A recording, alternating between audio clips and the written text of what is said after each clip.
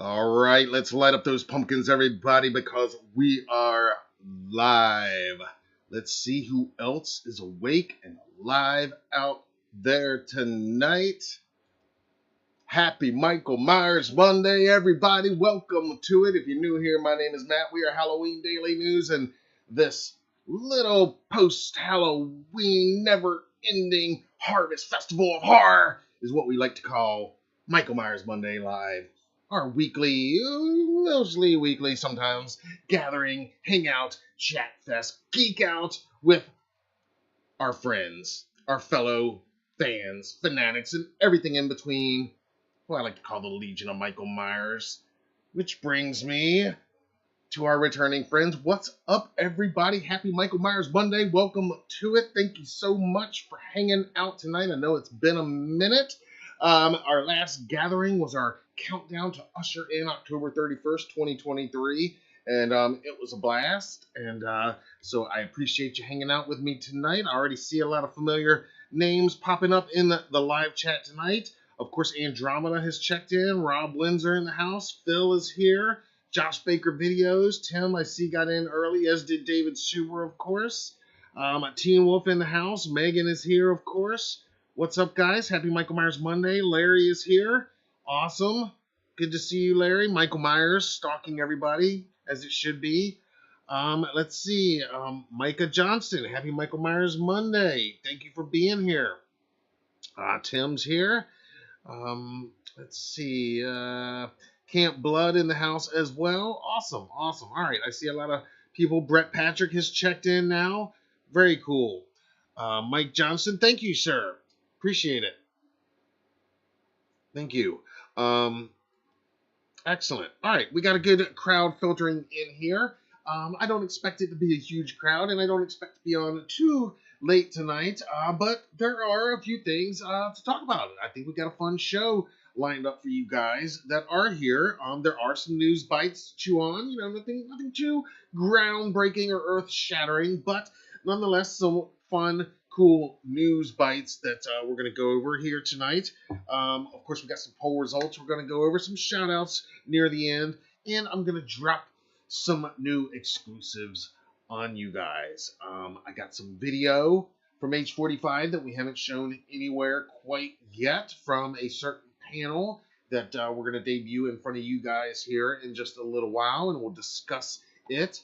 Got some new photos from H45 to take a look at, and in just a minute, I'm going to officially announce our next exclusive new interview, which I actually just recorded just a few hours ago, and we're going to share an exclusive preview clip of that with you guys here in just a couple minutes.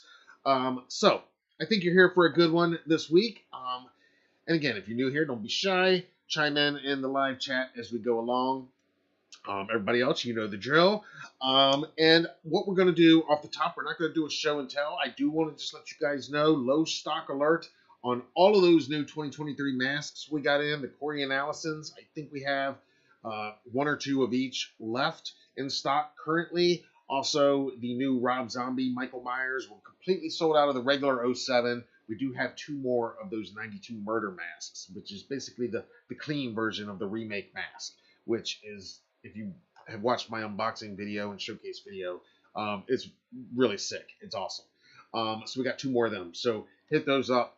I wanted to give you guys, some kind of big, I wish I could give you guys some kind of big Black Friday discount or something. I can't really do that.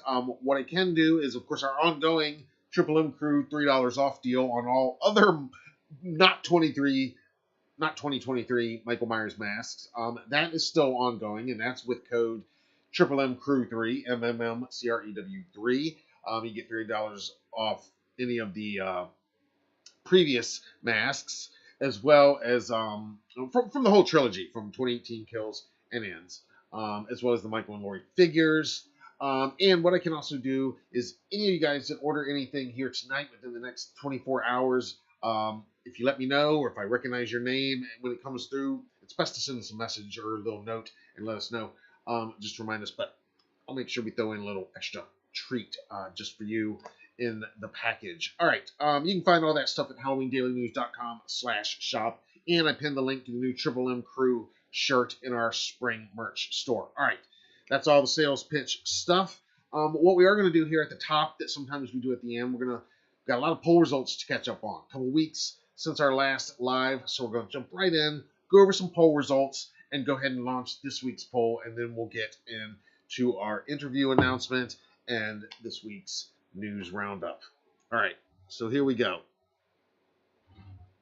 Josh got the new ends figure from NECA. Yeah, that's on my Christmas list. All right.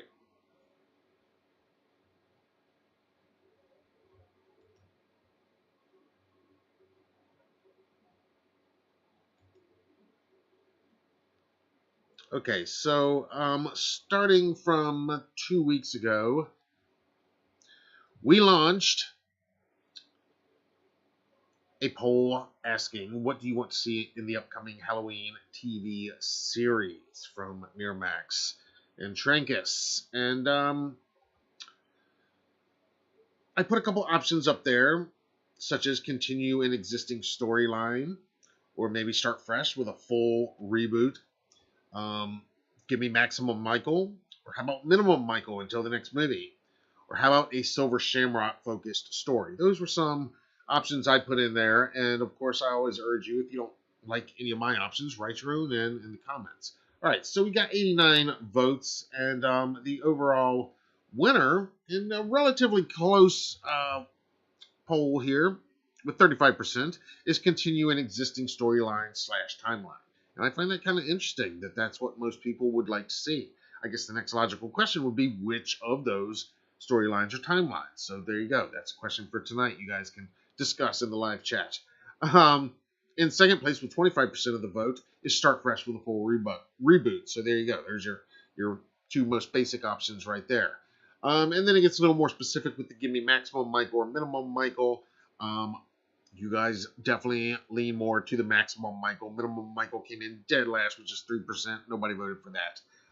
But a Silver Shamrock story did get 17%. So you'd rather see a Silver Shamrock focused story with still Maximum Michael, I would imagine. Our one comment on this poll is from Eugene, and he says, I'd like to see an anthology, new Halloween stories. Each episode, I would like to see the series writers sit down with John Carpenter and Tommy Lee Wallace and ask them what ideas were actually planned for the next stories after Halloween 3 back in '82. Take some of those ideas, make them into episodes for the series. With that said, I think Michael Myers should appear throughout the series in different episodes. Wow, he's got even more here. So it could all kind of together. Okay, well, I'm not going to read the entire thing. I think we get the idea, Eugene. And yeah, I asked Tommy Lee Wallace when I interviewed him if about that very question. What ideas they might have had for after, and I don't think they really got that far, honestly, in their thinking, as far as like what the follow-up Season of the Witch may have been. But it is an interesting what if to think about for sure. All right, so I'm going to pull up now last week's poll in a related theme, because this TV series deal is the biggest news for this franchise. And, we're calling it, for the sake of clarification here, the TV series news. It's a little bit bigger than that. It's going to be movies involved too. So it's just that the TV series, it sounds like, is going to happen first. So last week we asked in our poll, how much do you want the upcoming TV series to focus on Michael Myers? Again, narrowing down, because obviously you guys want Maximum Michael, at least most of the people voting on these. And that, again, was the clear winner here with 74 votes. 62% dominant is all Michael every episode. Okay, so no leeway there for a lot of you. All Michael every episode. In second place, though, 24% is minimal Michael, but let him be acknowledged / felt throughout the series. Kind of like how I've talked to you guys. I've pitched a Loomis-based story set around Smith's Grove, where Michael is there. He's mentioned pretty much every episode, but maybe not seen. Certainly not seen every episode. Seen very minimal, but acknowledged or felt. That's the where I'd go personally with this. But and then tied in third place, both with 7%, is No Michael Needed. Focus on Silver Shamrock, because again, it's there. It's worthy of consideration at the very least. And the other is No Michael Needed. Focus on something all new, not Silver Shamrock. Nikki said, I heard someone say they heard it could be a story of Charlie Bowles, whose name is mentioned in the original Halloween. Yes, Charlie Bowles up there in, in Russellville. Which, by the way, I had John Carpenter tell me the real life story that inspired that Charlie Bowles story when I interviewed him. Check that out at HalloweenDailyNews.com. Just search for John Carpenter interview when you're on the site. It'll come right up. Let's see. Mitchell Davis says, and make this Halloween TV series better than ever. Very big fan of John Carpenter's work. He's great, a legend, the father of honor. Can't wait for what he does to make this Halloween TV series scary. Yes. Hopefully Carpenter is already on board. I would hope. I would hope that as long as any of these projects, I would hope that Carpenter is the first call that Malick makes moving forward, as it was for 2018. Next, Plat 1 says, if you pay to secure the rights for Halloween franchise TV show, you need to include Michael. If you want to make something totally different, then why not save your money? Well, there's that, yeah. And MyMouse997 says, do you think the guy who accidentally killed that boy in Halloween Ends will take Michael's place? Talking about Corey Cunningham. And I responded, I seriously doubt they'll continue that storyline just because it was so divisive. Although it does leave the story wide open to be continued. Very easily, in fact. But, yeah, I'd be pretty shocked if that's the direction they go. Another idea, that has been, I don't know, when we're talking about doing an anthology type thing of Season of the Witch, what about, something along the lines of the anthology of American Horror Story, like we've talked about here on Monday nights before, where it could be different every season, and maybe some of those seasons are brand new stories, and some of those, in other words, where we get the best of all worlds. Maybe one season it is that requel to H4 we've talked about, and they do bring Danielle back for an adult Jamie Lloyd reprisal, or maybe one season it does close the loop on the Thorn trilogy somehow in a proper sequel to Curse, or for that matter to Resurrection, and kind of close some of these storylines. Again, do I think that's where they're going to go with this?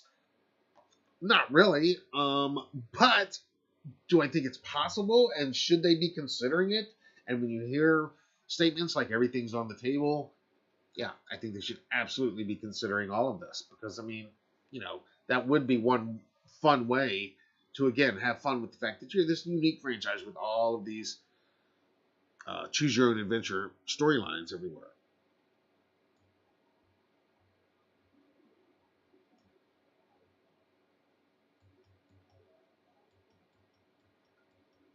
But you guys let me know what you think.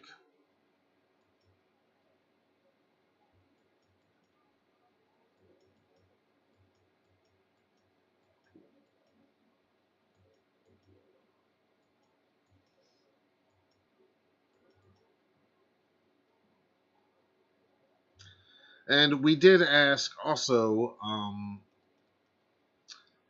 there was one more poll. Yeah, it's been a minute since we've been here doing these live streams. But we did ask 2 weeks ago about what decade you would prefer to see the TV series take place in. Because again, it's choose your own adventure. This franchise, it could jump anywhere, whether it's continuing something existing or not. From that one poll, you guys want to see it continue something. So, So, of course, I named a couple decades that we've seen little bits of um, already, like the 60s or the 70s or the 80s or the 90s or present day. Um, and I know I jumped about 20 years there, but the winner is the 80s with 46% of 87 votes. Very interesting there. 80s sweet spot. Um, in second place is the 70s with 18%, followed by present day with 16%, then the 60s with 10%. The 90s comes in fifth place with just 9%. And I see Teen Wolf left a comment here that the 90s are having a retro thing going on, so that would be most likely. Plus, if it follows the Cold Thorn timeline, it might make the most sense given the 6 years between H5 and H6. And WWE 23 AEW says it's 80s or present day. So, all right. So, you guys tell me what you think on each of those poll questions if you haven't answered them yet. And while we're at it, I'll go ahead and let you know what this week's poll question is. It just launched a few minutes ago. We're asking what existing character other than Michael, aka the Shape, do you most want to see in the upcoming TV series? Yes, that's the running theme on these poll questions is this upcoming TV series. So again, we've only got 3 votes in right off the bat. And okay, Allison jumps out with an early lead with 2 of those 3 votes. The other one is a vote for none. No existing characters, all new characters, in parentheses, except for the Shape, of course. Other existing characters you could vote for include Dr. Loomis, Connell Cochran, Jamie Lloyd, or maybe you want to write in your Loris, or your Man in Blacks, or your Rachels, or your Tinas, or your Tommy Doyles, maybe, or your Lindsay Wallaces, maybe. I mean, lots of places they could go with a Tommy or Lindsay story. In any case, that's this week's poll question. Hit it up in the community tab here on our YouTube channel.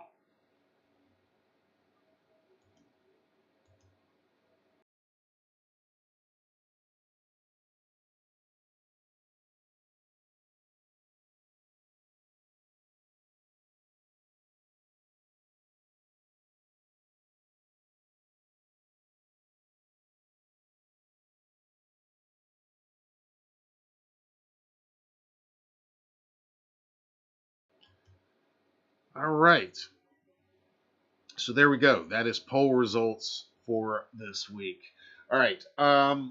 So I promised you guys something exclusive, something brand new, never before seen, and it doesn't get any newer, any fresher than this. My latest interview took place actually just a few hours ago today, very fittingly, of course, on Michael Myers Monday, considering it is a cast member from Halloween 2018. And I'm very excited to officially reveal that our next new exclusive interview to come here to the HDN YouTube channel will be with the very cool, very awesome, very extremely talented, badass Marion Singh from Halloween 2018.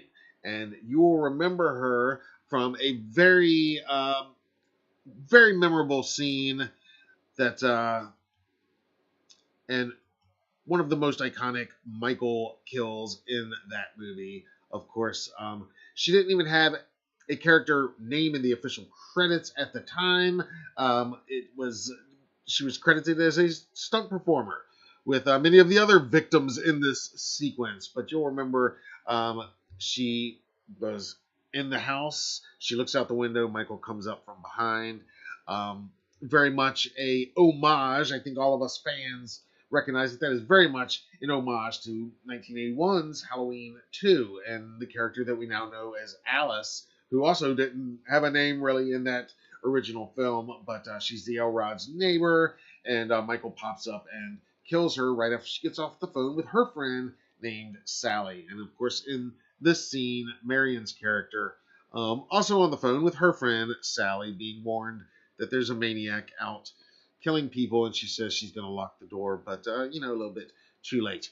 Great scene just all around, and the culmination of that amazing sequence, that homecoming sequence that has really in many ways kind of come to define the 2018 film. And you get to follow Michael through, and of course this is where the camera stops as he goes around the side of the house, and you see the shape go around. It's awesome.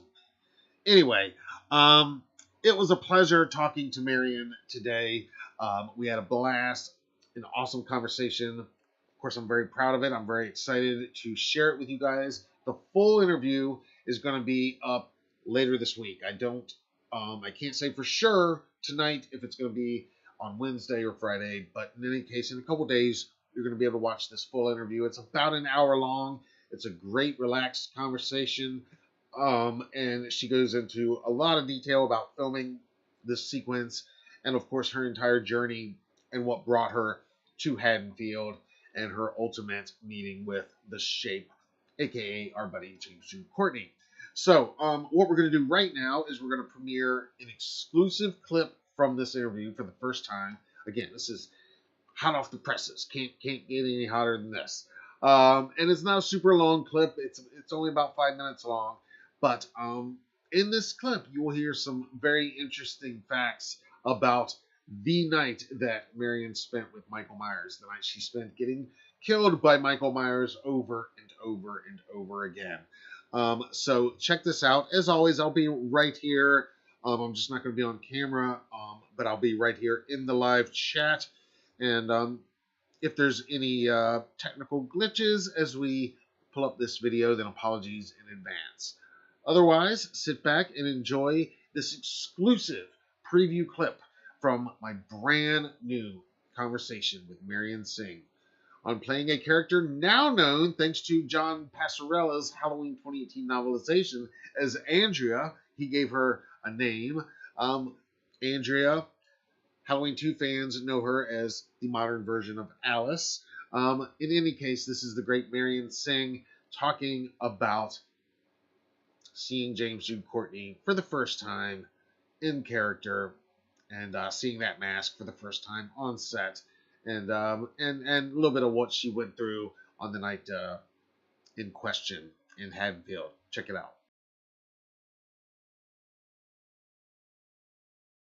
So you're there, and you're in costume now, and now you know that this is going to be, and you've rehearsed this, so now you know that this isn't just a death scene of any old serial killer on some new movie. This is going to be Michael Myers. So, Yeah, and you still haven't seen James in the mask yet. Can you describe that? Like the first time you saw him in the mask, and what that was like. sure. It was then when the first thing that crossed my mind was, geez, they're using a kind of old guy to do Michael Myers, but I guess it makes sense. Mm-hmm. And he had done a few stunts, not too many. Mm-hmm. And when we did the rehearsals, we tried doing it the stunt way, which is he holds onto the bun, I drive, I pull back, I hit, because I can aim for the pad. There's a little gel pad about that big, and it's on the couch, on the carved wooden back of the couch. And I'm supposed to aim right here for that little pad. And it just didn't look right. It looked too controlled. It didn't look violent enough. Mm-hmm. So I told him, I said, he's 6'4", and here I am, 5'6". And I said, just do it, man. Just do it. And so it was it was an evening shoot, of course. We shot all night until the sun came up. Mm-hmm. And so we did rehearsals, and then we did the thing. And I was getting my makeup done. Took about 4 hours to do the makeup, 3 hours, 4 hours. And Chris Nielsen was working, and this is cool. Right over there are the 3 Michael Myers masks that he's working on right in front of my face, okay? That's awesome. I was like, ah! It was really cool. Yeah. The hair is the hardest part. Everybody will tell you. The hair is the hardest part. And he was actually working on the hair. And then when it was time to do all my prosthetics, it was like, I've got a prosthetic that goes all the way around here. and it goes down to my shoulders, down to the edges of my shoulders, and then down into the neckline of the shirt. And Okay. they put a bladder, they put a little hose here, and then that leads to a squirter guy, a little hose with holes in it right here. And then they did prosthetic over top of it, and they slit the prosthetic, and it was silicone, so it closed back up. So you couldn't tell it was pre-sliced. And so they did all this, and they did all that, and then they did this, and we were on set, and we were getting ready, and everybody was sitting in their chairs and stuff. And James Hugh Courtney comes up, and he's holding the mask, and it had the Velcro all down the back of it, you know.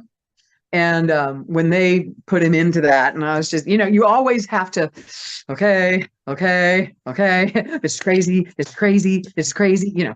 Yeah. Sure. So everything starts, the night keeps going on, and we're rehearsing. And the strength that we did, I didn't do the scream at first because I wanted to reserve for the real takes. But when we did that first on-camera rehearsal, everybody freaked their crap out because we did the hit. We did the cushion so I could aim my forehead at the hit. And it sounded horrible. It sounded like somebody hit their head on a wooden object. Ron Hutchison comes running in. Oh my God, are you okay? Are you okay? And we both look at him like, yeah, we're good. Like what? You know, this is what we planned, wasn't it? You know? Yeah. And it was kind of funny because the kids, you know, everybody that was doing the next scene or whatever, all the kids were down at the canteen. They were all eating. And when I joined them at the end of the night, they were like, was that you screaming? He said, we could hear it all the way here. And I was like, yeah, that was me. So that was kind of funny. But yeah, I was on carpet. And that meant the couch was on carpet. I was on carpet. There's plastic around. And then and James Hugh Courtney was in the boots. But once he hit the carpet, I didn't know when it was going to come. Every one of those takes, 11 takes, 4 rehearsals. Wow. I never knew when it was coming. Wow. Every time. 11 takes, 4 rehearsals. Wow. Yeah. Man. Yeah.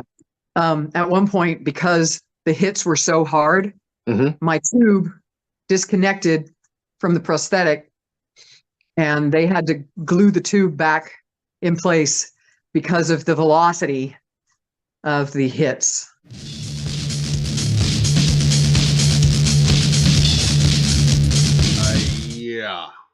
Yeah. Taking the hits. Telling James, just do it, man. Just do it. Make it real. I mean, yeah. I could never be a stunt person, needless to say. No surprise to anybody, but my gosh, I love hearing stories like this. There she is. That's the awesome Marion Singh and myself in Pasadena a few weeks ago at H45. It was great to see her in person. We've been, social media friends for years since the movie came out, I think. But it was great to connect with so many people in person, and now to have this awesome one-on-one conversation that we did today, and again that you'll be able to watch in full in just a couple days. Very excited to bring that to you guys, and again, we as we talked about, it's very obviously it's a small role in the film, but I mean it made the trailer. And it's part of that one take sequence that took 11 takes to put together, and that they actually went through. And you'll hear her talk much more about it, about how choreographed it was, how she could hear the stuff with the hammer happening in the house next door. How she's geeking out working with her hero Marion Green, who is in kind of this movie's version of Mrs. Elrod. visually anyway. And that's what these characters are, kind of, visual references to some of these H2 kills that we remember so well. And characters. Mrs. Elrod, of course, not killed in H2, but famously. But anyway, I hope you enjoyed that little preview, just that little snippet. Again, that's just a small taste of what's to come, the full interview. And again, you get Marion's full origin story, as we like to say here, and some thoughts on Halloween itself, of course. You know how we do it here on our HDN interview. So I hope you'll check that out. And while I'm plugging interviews, I got to plug my most recent interview, not exactly connected to this franchise, although she did just co-star with our pal Danielle Harris in this year's Halloween horror movie Nanny Knox from Halloween 4 director Dwight Little. I'm talking about a very talented new young actor named Hannah Zeitung, and that is our current, most recent exclusive interview here that if you haven't checked it out, I hope you will. She actually plays Danielle's daughter in this movie, and they're both great in it. The whole cast is great. It's an awesome movie. Bill Moseley and Robert Englund are in it. Again, it's from Dwight Little, H4 director. It's got a lot of Hallowsphere. It's a lot of fun. It kind of feels like a late 80s, early 90s Dwight Little film, as it should. But yeah, Danielle does a great performance. As I mentioned, they do have just a small little wink at H4 if you listen to the dialogue very carefully somewhere in there. But in any case, check out that interview and look for my full conversation with Marion Singh dropping later this week. All right. As I mentioned, we do actually have a few little news bites and one really cool story that has come out since our last live stream. So we're going to dive into that right now. And we're going to start with, it's always nice to see the shape in pop culture, right? You might have seen this clip going around. The actress Juno Temple recently appeared on the Jimmy Kimmel Live show, late night talk show. Here they are, and she proceeded to tell a story that has been fairly widely reported throughout the internet in the last week or so. But the story she tells Jimmy is about growing up in Hollywood in what she calls the Michael Myers house. And she says that she and her family were never aware that they had lived in what she calls the Michael Myers house until a tour bus came by around Halloween time. And she says that she was out in the front yard playing with Barbies or fairies probably. And that's when they learned that they were living in the Michael Myers house. And so a lot of, websites and just various outlets have had a lot of fun with Juno Temple grew up in the real Michael Myers house. The official Jimmy Kimmel Live YouTube, put it up on their channel, and it's part of the headline is growing up in the real Halloween house. So pretty interesting. I did, of course, like you guys, when she said a tour bus, I immediately was like, oh, well, I wonder if it was, like 25, 35 years of terror or something like that. One of the Horror's Hallowed Grounds tour buses like we all just went on at H45. And so I had to look it up, but if the internet is correct, Juno Temple was born in 1989, so that would mean that she would spent most of her growing up time, preteen time in the 90s and very early 2000s. So I guess what I'm saying is it's possible it could have been 03, which would have been the 25 years of terror. It's possible, but by my math, I think she'd probably be 14 at that time, so maybe a little too old to be out playing with Barbies as she's describing. And again, I don't know the full history of the actual Myers house, like a lot of you guys do.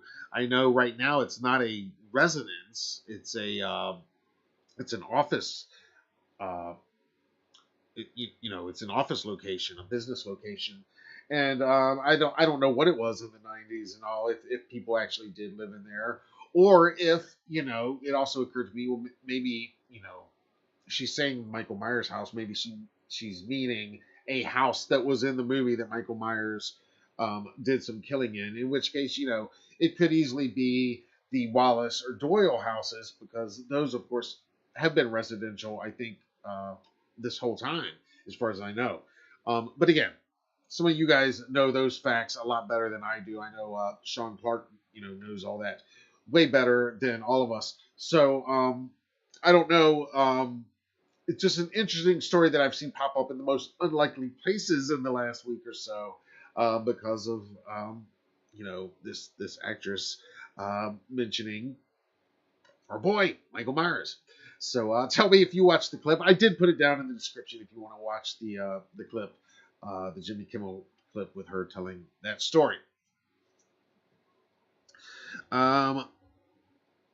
Also, real quick, you know, we've reported on the game, the mobile game that is out right now, Halloween Match Made in Terror. And no, I'm still not on it yet. I need to get on it, but I've just been so busy and so slammed, I haven't even had a minute. But I want to let you guys know they're doing a giveaway, a $500 giveaway, right here on their site at 1978halloween.app. And click on the giveaway button, and you can enter to win $500. So, yeah, I put the link to that in the description of this video as well. Hope you'll enter, and yeah, send us a tip if if you or buy one of our T-shirts. How about that? If you do win, how about that? There you go. Again, a couple other quick little news bites. This was brought to my attention last week. You know, I don't talk a ton about fan films here. At least we haven't historically. We did talk about Halloween Stalks, a little late to the party on that one. I know there's a sequel coming to that. But there is a new fan film that I watched that came out just a few days ago on YouTube. It's called Halloween 63. And it is, as you might suspect, a fan film that takes place on Halloween night, 1963. And it is exactly that. It is essentially a reimagining of the story that we all know. Michael Myers, little boy, kills his older sister Judith on Halloween night in 63.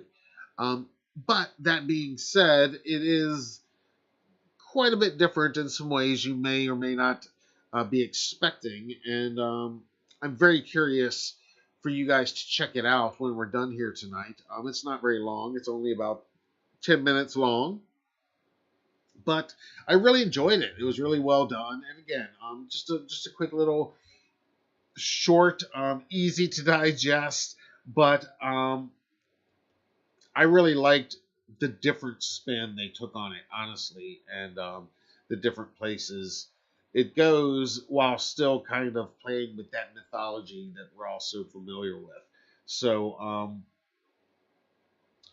in any case, I did put the link to Halloween 63, the fan film, a prequel short film, fan film, in the description of tonight's live stream as well.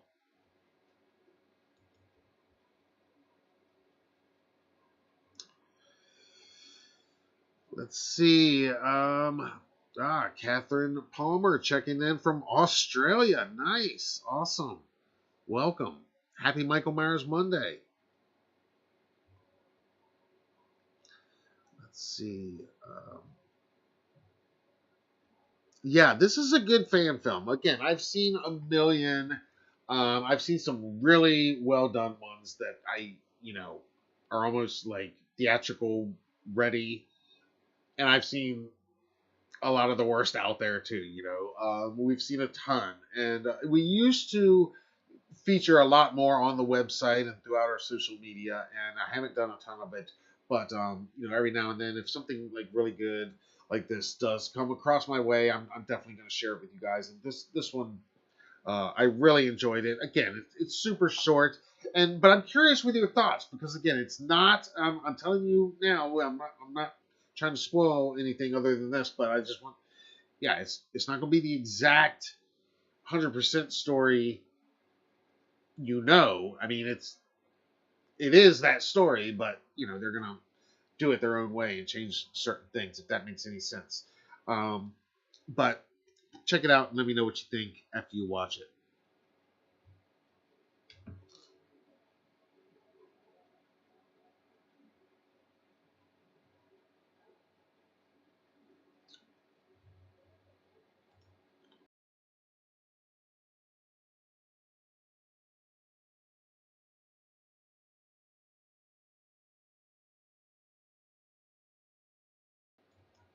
Okay. All right. And biggest news story, the biggest news story to drop since our last live stream on Halloween Eve is, of course, this Debra Hill documentary that was recently announced. So it's still kind of early on all of this, but here's what we know so far. Um,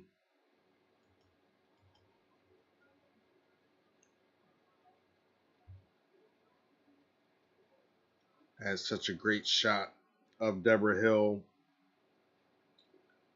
from the set of Halloween 3.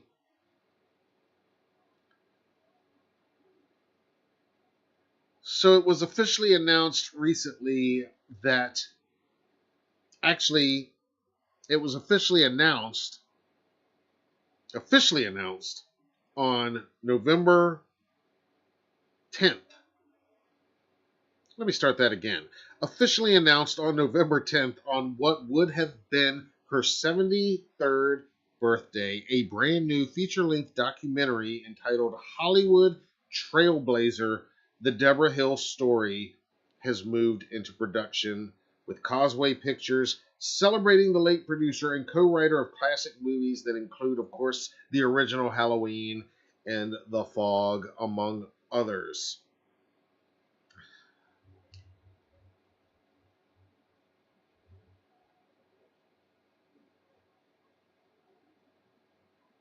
Hollywood Trailblazer, the Debra Hill story, will be directed by Irish filmmakers Jim McMorrow and Margaret McGoldrick, with producers Margaret McGoldrick, Chris Patterson of Causeway Pictures, and Jamie Lee Curtis is among the executive producers. This was first reported by Deadline, and you can read our full article on it anytime at HalloweenDailyNews.com. But there are some additional quotes over at the Deadline article, including from the directors. So we're going to go over to Deadline and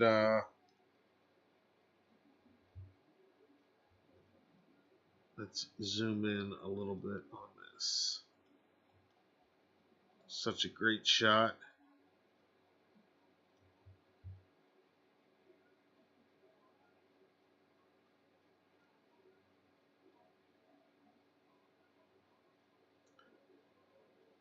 So from that Deadline article, McMorrow says, quote, "The story of Debra Hill is a multifaceted one. The story of Debra Hill is a multifaceted one. She was and still is an inspiration to filmmakers across the globe, and her legacy as a formidable creative producer, mentor, trailblazer, and pioneer in cinema and environmental activism is an eternally relevant story. It is a privilege to bring this to the screen for all of us that she shaped through her life and work." End quote. And McGoldrick adds in the same article from Deadline, quote, "Jim and I have been blown away by the response to telling Deborah's story. Deborah was an incredible filmmaker and storyteller who not only excelled at her job, but did it with the love and respect of everyone around her. Her passion was infectious And when women weren't getting the chance to lead the charge, Deborah was paving paths.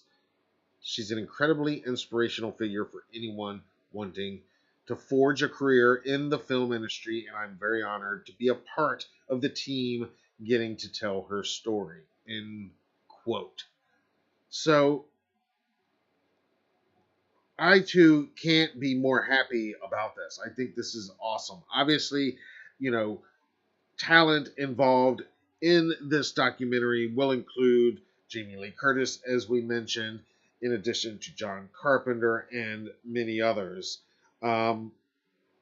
Kim Gottlieb Walker, the great photographer who took this photo and so many other amazing behind the scenes photos. David Gordon Green, Terry Gilliam, and many others are going to be featured in this documentary. And, you know, we've talked about it before that how, in a way, ironic, but in a way, kind of perfect that, I mean, I've been thinking about Debra Hill a lot lately since being around everybody at H45 and all these guys that played Michael Myers. And then you think the very first one on screen, the very first one on screen is Michael. You can't understate. It's Debra Hill's hands picking up that knife in the kitchen. It's Debra Hill's hands who literally has the first kill. Not just the first on-screen Michael Myers, but Michael's first ever kill, the Judith kill, the one, the foundation for everything in every telling of this story. That can't be understated. But then, that's only just the tiniest piece of her story, if you really think about it. And even her story as it pertains to us here on Michael Myers Monday and with this franchise. I mean, not only was she producer of Halloween, she was co-writer. You know, she was co-writer. She was co-creator. If John Carpenter is the father of all of this, and Mustafa Akkad is the godfather of all of this, Debra is absolutely 100% the mother of all of this. She is the mother of the shape of Michael Myers, of all of this. She wrote all of that dialogue for the girls, the high school girls. And not only that, she co-wrote Halloween 2 and Halloween 3 with Carpenter and The Fog, produced all of the above, and many others, including, you know, Adventures in Babysitting. Many of you guys remember seeing that. So many other ones that she produced over the years, too. Clue, the adaptation of the classic game Clue, the Fisher King, World Trade Center. The Dead Zone, the original Stephen King adaptation. So, again, I'm super stoked for this. It's absolutely her story, I think, is intertwined with this franchise. Because those first three movies, I mean, those are, you know, say what you want, but those three, those are the ones where Carpenter and Hill were still involved. And that's what it was at that time. It was Carpenter and Hill. And it was his name above everything, but it was, everybody got that it was the Carpenter Hill production again. And so I think it's pretty awesome that this is happening. I think it's great that, you know, of course, fitting that Jamie Lee is involved as a producer. And yeah, I can't wait to see this documentary when it's finally out. And just really cool to see the mother of all of this, the mother of Silver Shamrock, the mother of Michael Myers and this franchise, getting recognized this way as a trailblazer, as it should be, you know. And I mean, there's the whole other aspect that, I mean, she's working on The Fog, writing The Fog, producing The Fog, after being romantically with John Carpenter, while now making the movie John Carpenter's romantically with Adrienne Barbeau. That's crazy. Listen to their commentary track on The Fog DVD if you haven't already. It's fascinating. It's awesome. But yeah, I'm really stoked for this, and I want to hear your thoughts in the comments right now and right here in the live chat on this documentary announcement. Yeah, I mean, I think Debra Hill's story is completely entwined with this franchise just as much as John Carpenter's is. Like, you can't tell Carpenter's story without telling the story of Halloween 78. And you got to include a bit of H2 and H3 in that as well. And the same goes with Debra Hill. And the same goes for you can't tell the story of this franchise without either of them. So, obviously the parents of this franchise, Michael's mama, daddy. So, but you tell me what you guys think. Are you as stoked for this as I am?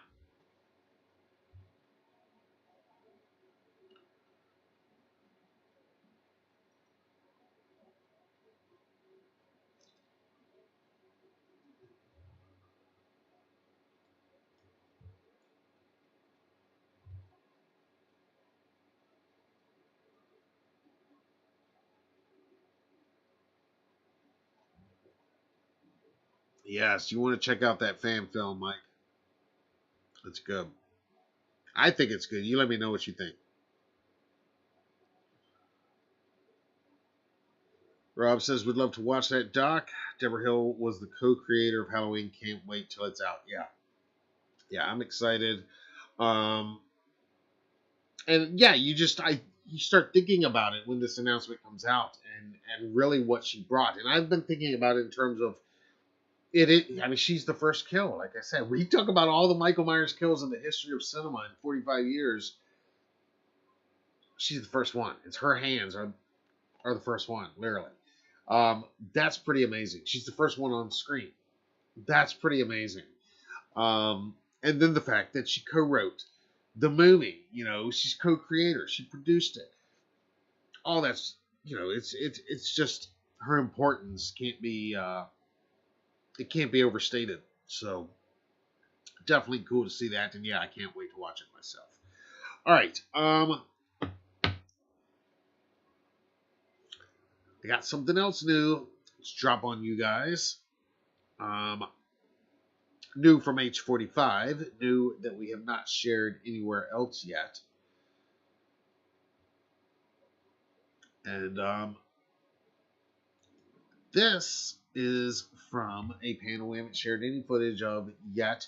Of course, though, in keeping with the theme, you guys know I like to be thematic with these Triple M live streams as possible. Can't always do but so much, but try to keep it somewhat thematic. So keeping with the Halloween 2018 trilogy theme of the evening, this is from the Halloween 2018 Through Kills, Through Ends trilogy panel at 45 Years of Terror. And what you're going to get here is quite a bit of Mr. Rowan Campbell talking about playing Corey Cunningham, talking about the influence of Christine, and keeping the role a secret. And then you're going to get a little bit from some other cast members from these movies about what it's like working with David Gordon Green in general.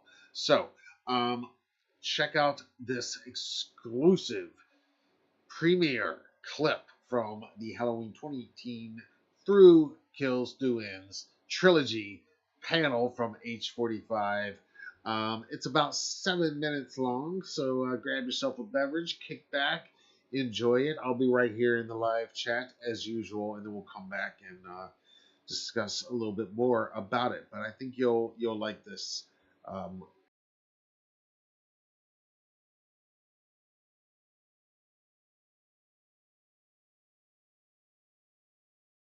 It's for Rowan. I see like elements of Christine in the movie.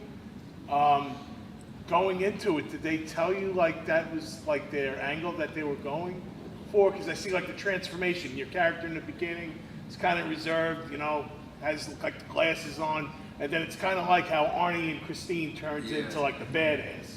So was that like a thing that they were doing? Yeah, I don't know. Again, who knows the mind of David Gordon Green?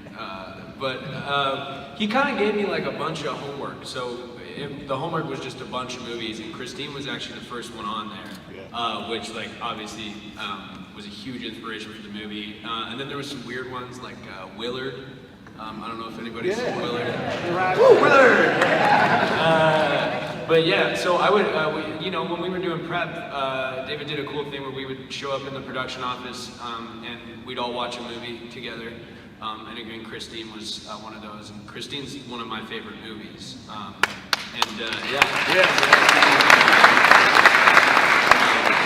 And to be honest with you, that was kind of a gift that David gave me. I hadn't seen Christine, and he was like, "You got to see Christine because there's going to be some of that." Yeah, I remember. I think I was in your office picking out glasses. I think. Yeah, it was your office, and yeah, we had Christine in our head for sure. Awesome. Yeah, man. Thank you. Yes, you do it. My question is for Rowan. Can you describe the moment you realized that you and Michael would be killing people together, and how did you keep that a secret? I mean, that's how did you handle that? Yeah. If you didn't hear us ask about keeping a secret, Rowan's role in the film, and hiding it from the press and everything. I mean, most of this process just felt like a cruel joke because I was like, this can't really be happening. Even from casting and moving forward. I remember reading the script and just being blown away, and David's sort of honesty of how much it meant to him that this would be a surprise and would be delivered to everybody, how he intended. And it was just hearing David basically speak about how much it meant to him to keep everything protected and stuff. To your question about how it felt when I first read it, I stood up to read the script because I was so hyped on adrenaline. I was like, what? No way! Yeah, we do that together. And then there's another aspect to it where, working with you, man, it's a pretty spiritual experience, and it gets pretty intense in the room. So there's the second side of that question where when you're in it and you're actually going through it, that's something pretty visceral that I'll hold on to for the rest of my life. There's something pretty incredible. Look at Michael Myers in the eyes with his hand around your throat, and being at the mercy and really believing that. I think there's something really special about being an actor that when you get to have that experience on set, it's yours forever. And I think it's really important that it's real not only for the audience in the movie, but it's real for you as well. That was definitely real. That was cool, man. Yeah.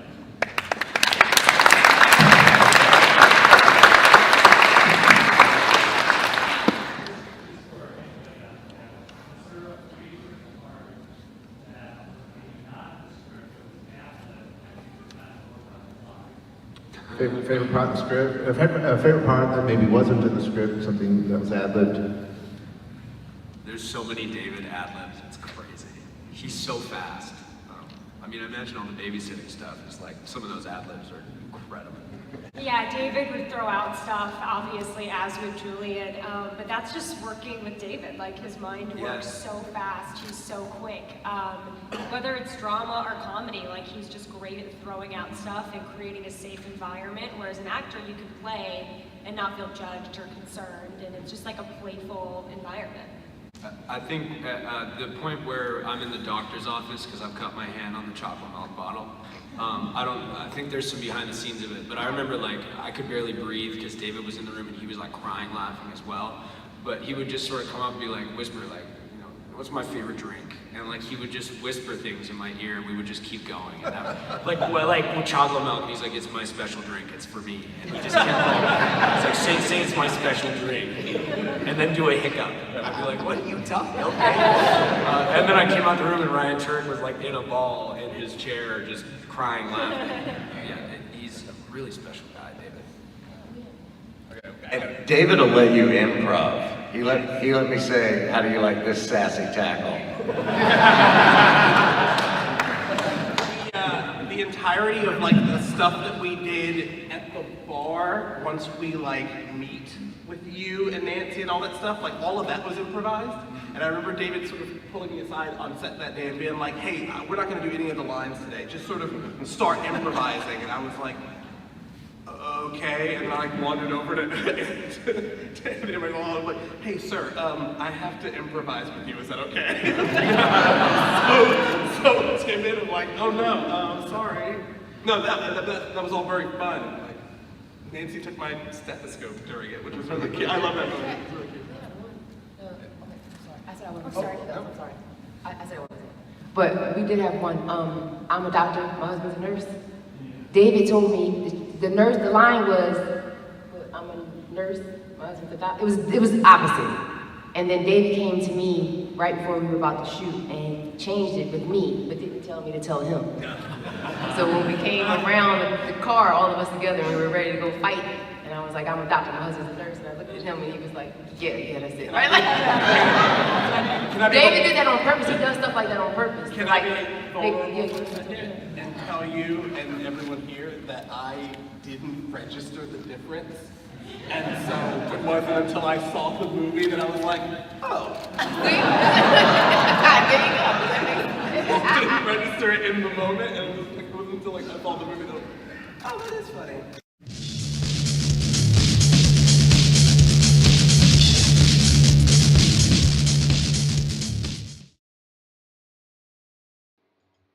Yeah, I'm glad you guys appreciated that clip.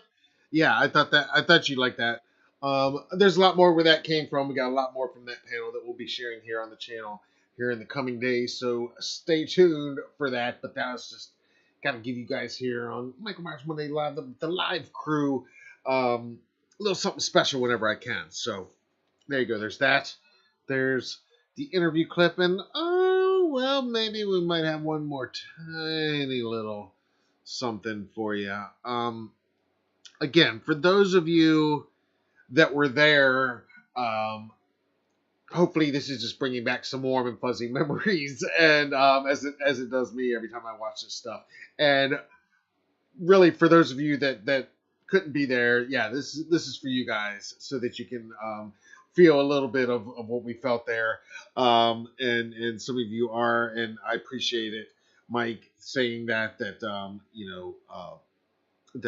Rowan seems like such an interesting dude. He does. He is an interesting dude. And what little time I did get to spend talking to him, which I did get to talk to him a little bit, a couple times throughout the weekend actually. But a few moments stolen here and there. But yeah, he's definitely want to talk to him more at some point. But I got one more clip to drop on you guys. Just a little tiny something, but check this out. I'm not even gonna intro it. You'll see. It's from that same panel though. Check it out.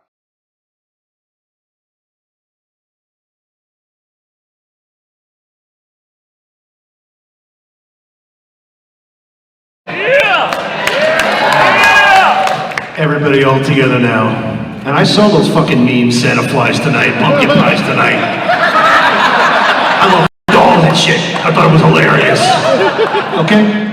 On the count of 3. 1, 2, 3. Evil dies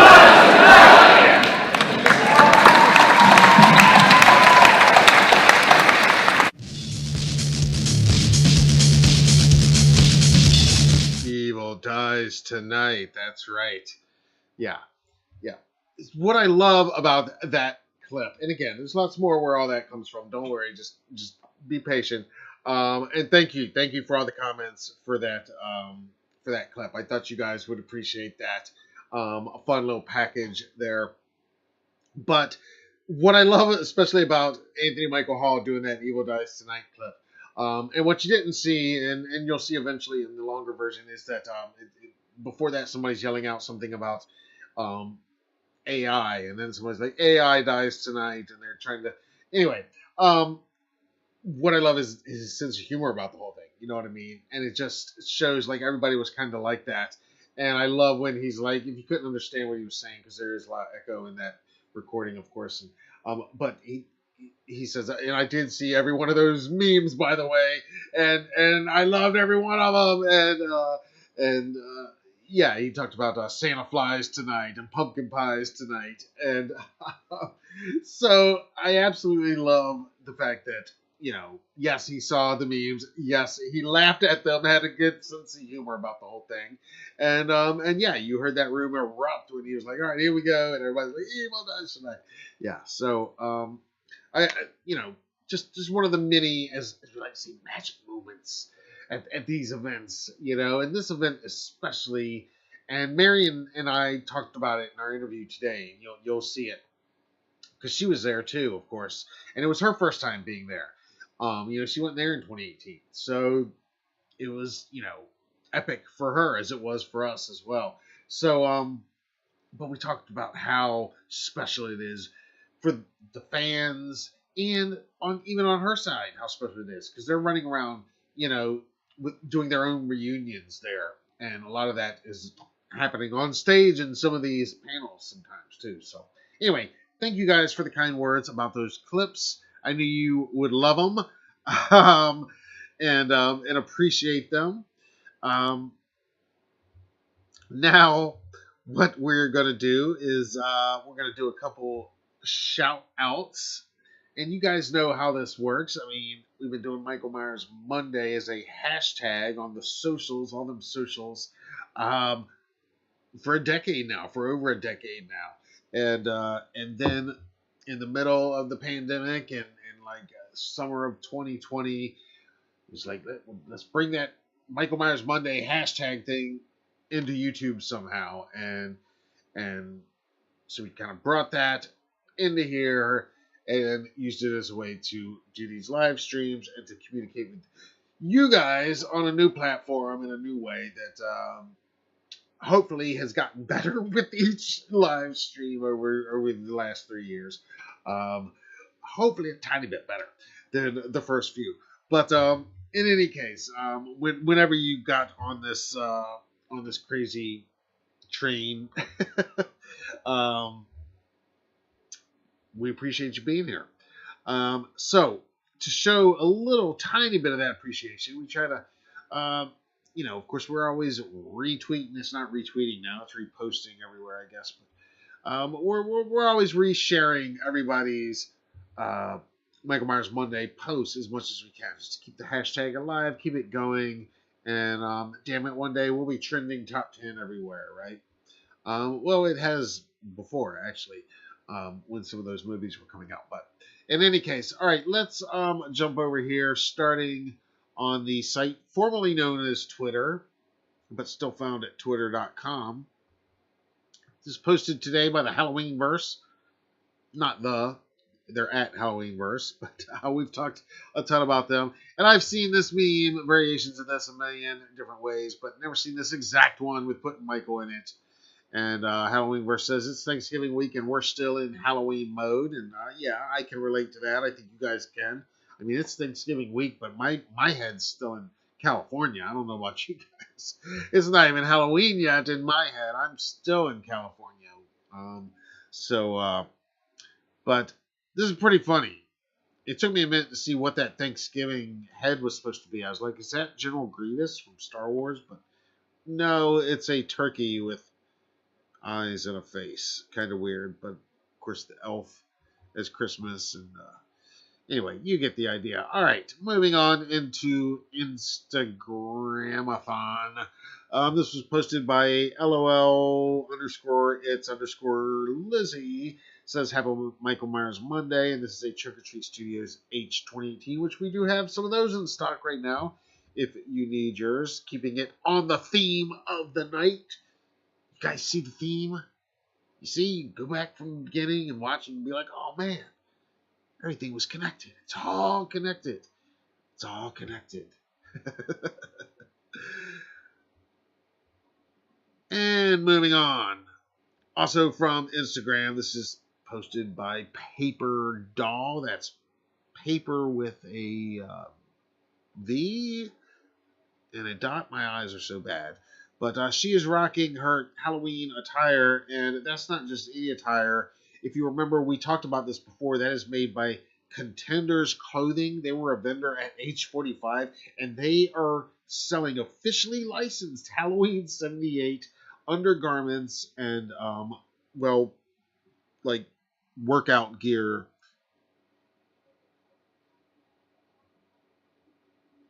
So there you go. Put that on your Christmas wish list. All right, and because we are equal opportunity for all social medias, we are not limiting it to just the former Twitter and the current IG. But yeah, we're over on TikTok as well, where Michael Myers Monday is also alive and well. This one is posted on TikTok earlier today by Suzanne Nex at X Living Dead Girl ZX. And you can see a little bit of this impressive collection. And again, did you hear me say there's a theme tonight? Yeah. Yeah, you guys know what's up. It's pretty nice looking mask. Pretty nice looking collection in the background too. All right, one more from the tickety tack talk. And again, I can't play the music for these because, well, you know why. So go to our TikTok account where I've reposted these. Of course, we're Halloween Daily News on TikTok as well. And if you're posting Michael Myers Monday content or any content we should see on TikTok, be sure to tag us. This was pretty great though, posted by Fanboy Myers 78. That's Fanboy _Myers _78 on TikTok.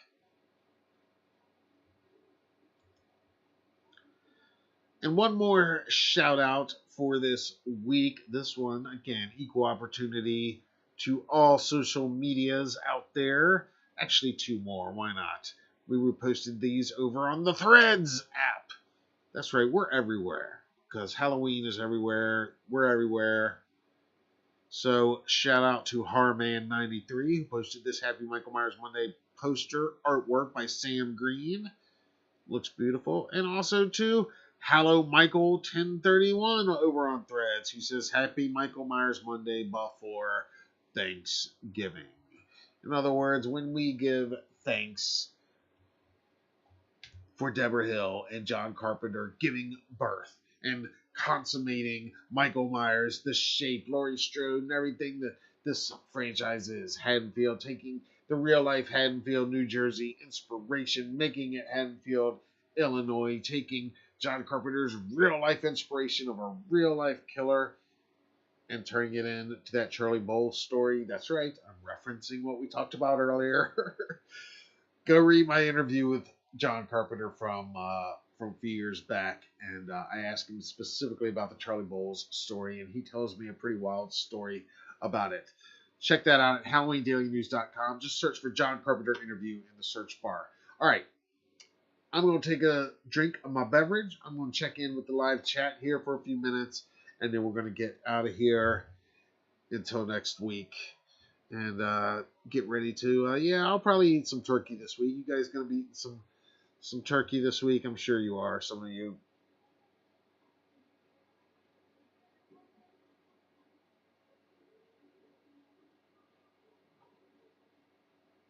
Yeah, I haven't seen Thanksgiving yet either. I do want to see it this week, hopefully. It looks awesome. It'll probably be annual viewing for me every year around this time after this year. But yeah, I would like to see it in a theater for the first time. Haven't seen it yet. Hope to this week at some point.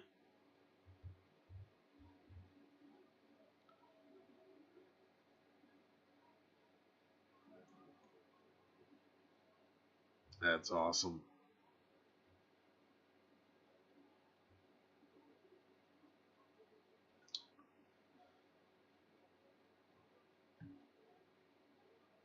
Love lives today. That's right, Camp Blood. You got it.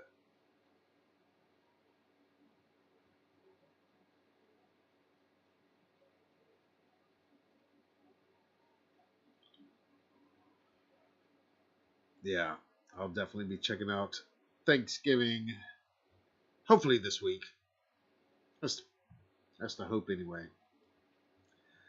Again, what you can look forward to coming this week is that brand new exclusive interview with Marion Singh, who plays Andrea, aka the new version of H2's Alice in 2018, aka the Trick or Treat Lady, some people call her. But man, she's got a memorable death scene, and she's got some great stories, not just from that set, but just everything that led her to Haddonfield.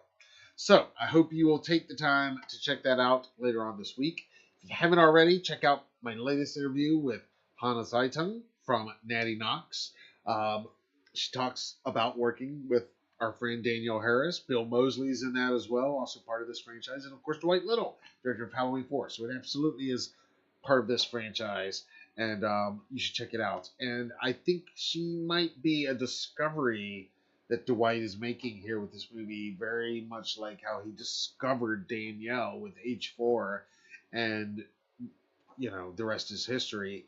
Yeah, he's got some very talented young leads in this movie, in addition to these three horror icons who are all great, but we know they're going to be great. But I was legitimately impressed with some of these younger cast members, and Hannah's the youngest of them all in the film, and she holds her own with everybody, and does a really good job. So I think she's got a great future ahead of her, and is already a part of a great Halloween movie that I think a lot of you guys are going to like when you do get around to watching it, if you haven't already. If you have, let me know what you think about it down below. All right, so the plan will be we will gather here again next week for another Michael Myers Monday Live. Make sure you subscribe if you haven't already. Turn on the notifications so you don't miss any of our exciting last-minute stuff, because there might be some. And look for more news and updates on all things Michael Myers and this franchise and the TV series and everything else coming. It's going to be an exciting time. If you were at H45 at that Malika Cod panel, which we'll be talking about on a upcoming show as well. Don't worry, we'll get there. But if you were there, you remember he said it is going to be an exciting couple of years for fans of this franchise. His words at the panel, not mine. His words. If you were there, you heard it. We'll talk more about that at another time, but it's going to be an exciting couple of years. That means a lot of Michael Myers Mondays and a lot of live stream hangouts like this. So get ready. Enjoy getting fat on turkey this week. That's what I'm going to do. Kick back. Most importantly, give thanks for those you love. Give them a hug, because, you never know how long you got with them. And that's one of the lessons that, you got to take from these horror movies where everybody gets gutted and ripped away from everybody they love. And we enjoy watching it happen. All right, it is almost midnight. But I'm going to get out of here before midnight for a change. How about that? How about that? 5 minutes till. It's still technically Monday, even out here, all the way out here on the East Coast. Thank you, Rob. You're the man. Thank you. I appreciate it. Thank you, Mike. Thank you, Sammy, Josh. Yeah, you guys are awesome.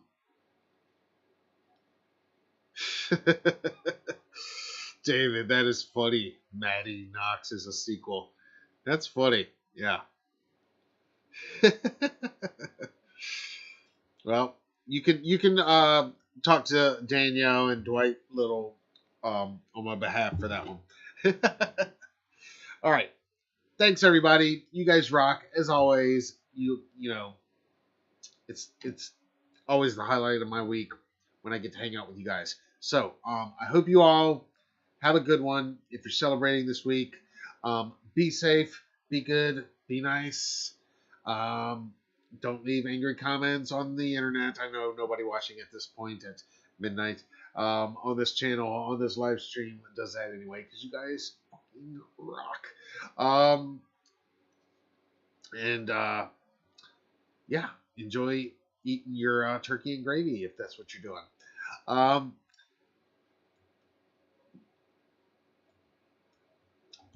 Check out my interview with Marion Singh.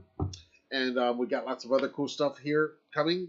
I've got another interview actually with somebody from this franchise that I was talking to today.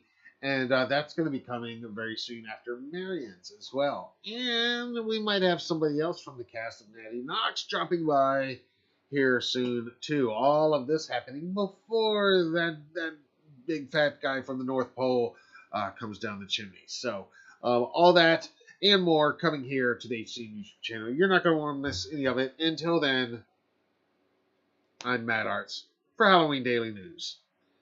Thank you guys for watching. Thank you guys for hanging out. Thank you guys for your support. And again, happy Thanksgiving, happy Halloween, and most importantly of all, happy Michael Myers Monday.